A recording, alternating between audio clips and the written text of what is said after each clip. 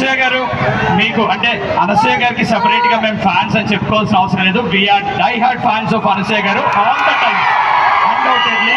And మీరు ఖచ్చితంగా మాకు చెప్పాల్సిన విషయం ఏంటంటే, ఎప్పుడెప్పుడు మా డిప్యూటీ సీఎం గారితో నెక్స్ట్ మూవీ మీ కాంబినేషన్ లో రాబోతుంది. వెయిటింగ్ అండి.